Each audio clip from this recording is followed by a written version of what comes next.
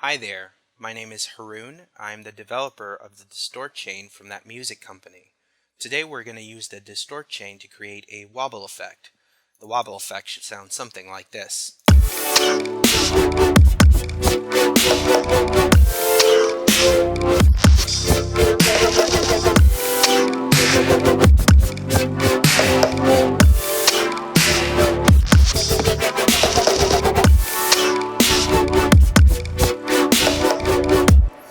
Now, before we do anything, I'd like to go over some of the new updates that the Distort Chain has gone through. Over to the right, we have an input and output meter that displays the input and output in decibels. And over here, we have a master dry wet that controls the master of all of the effect modules.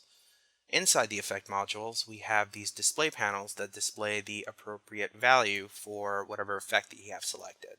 So it changes based on whatever effect you have.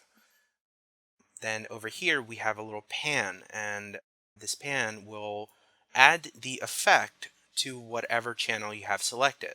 So if you pan all the way to the left, it will add the effect, the high pass filter, all the way 100% to the left and dry signal to the right. And then we have this giant LFO window, and this is going to control the LFO1, LFO2, and the follow features, along with variables that you add to these parameter 1, 2, pan, and dry wet. Now let's continue. I'm going to show you how to use the LFO. I'm going to show you how to add the variables to the parameters, and I'm going to show you how to use follow. Let's continue by, I'm going to delete the distort chain and start from scratch.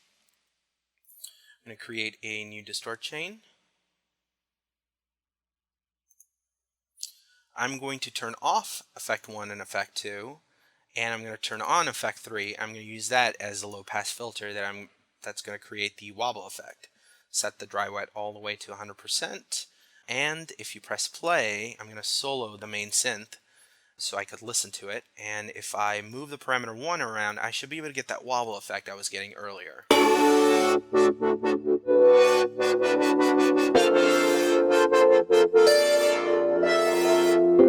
So now the current mission should be to get some sort of an LFO to change parameter 1.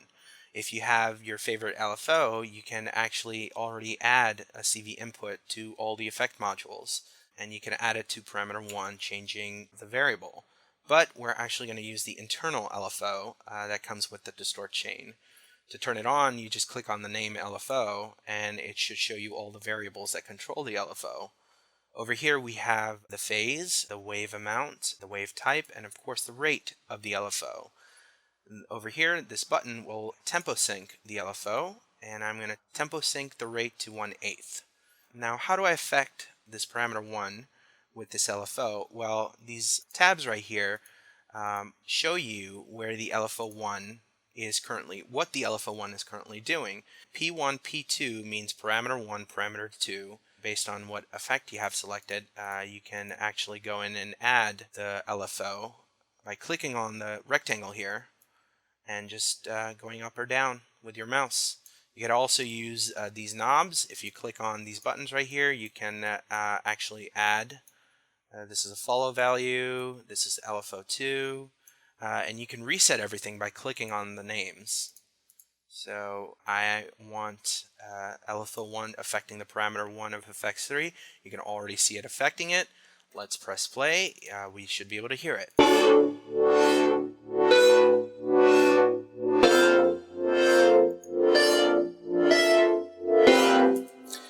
Now, I'd also like to make this effect a little beefy, this low pass filter a little beefy. In order for me to do that, I am going to model my low pass filter after the Korg low pass filter. The Korg low pass filter is a high pass filter followed by 2 low pass filters. You can look up the schematics, but as far as I know, this is the Korg low pass filter. And I'm going to also have the LFO1 affect the variables, the param1 variables for these 2 new effects that I added. Go ahead and let's hear what this sounds like.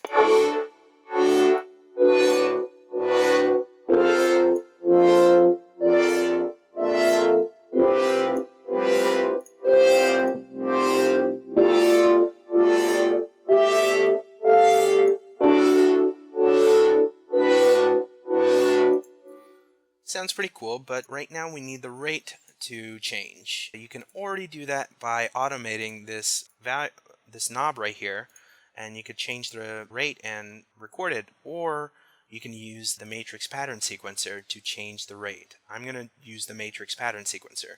So let's go ahead and add a matrix pattern sequencer. Let's go into the back. I'm going to remove the gate CV and the note CV, and I'm going to use the curve CV and add it to the rate of the LFO1. Let's go view the curve.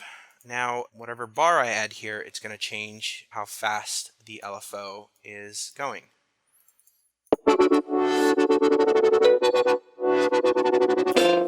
Now, I could already tell the CV input is a little too loud, so I'm going to turn it down from the back.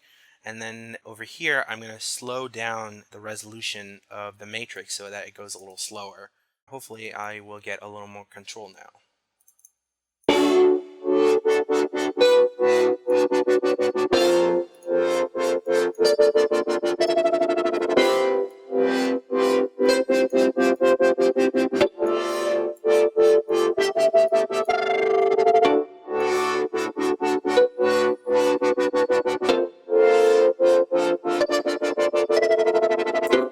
I could already tell there's a sort of a problem where the LFO doesn't reset when the matrix goes back to the first step. I want to do that. I want to be able to do that, so I'm going to add another matrix pattern sequencer. And again, I'm going to remove the gate CV and the note CV.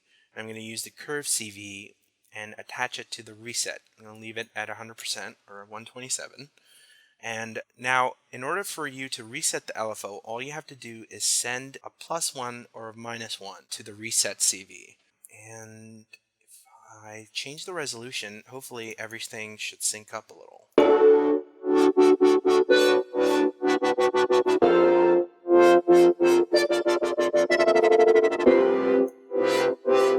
Let's hear what it sounds like in the mix.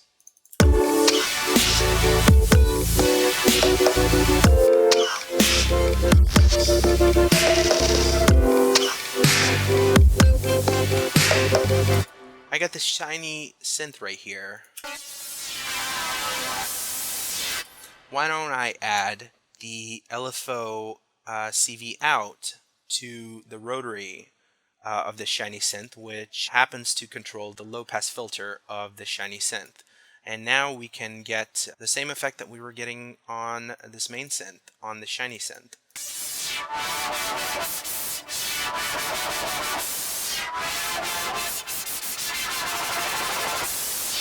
Let's hear what this sounds like in the mix.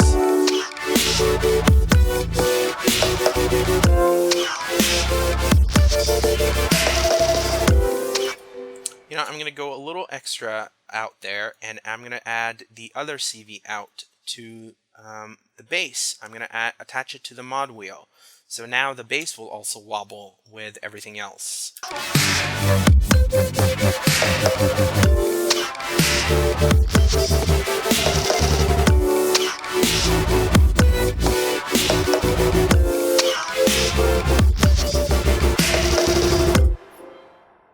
We got a real cool mix right now, but we're not done yet. Now, I have drums over here. We have this drum beat right here, and I want to have the drum beat go into the follow feature that I have selected here. So if you go into the back, one of the drum beat channels is going into the master, so the other one's free. I'm going to use the other one to go into the follow in of the Distort Chain. Now, if you select the follow tab, you should be able to see the drum beat trigger the follow. Let's see what that looks like. You could change the volume, attack, release, and all of these are automatable. And I'm going to basically turn the volume down every time the follow comes up. I'm going to go into the master tab, and over here, if I click on this button next to the volume, I should be able to select LFO1 amount, LFO2 amount, and follow amount. Here it is. I'm going to add a negative, I say 40%. So every single time follow comes in, a negative 40% volume will hear. in our mix.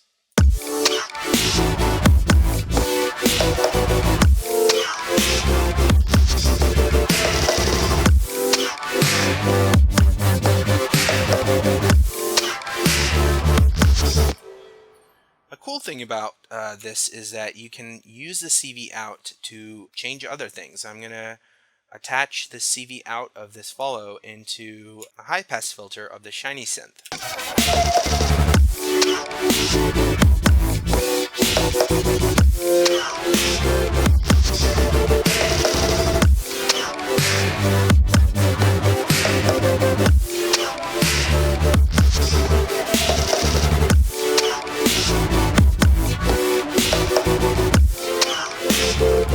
So we got a nice little mix going, all using just one distort chain.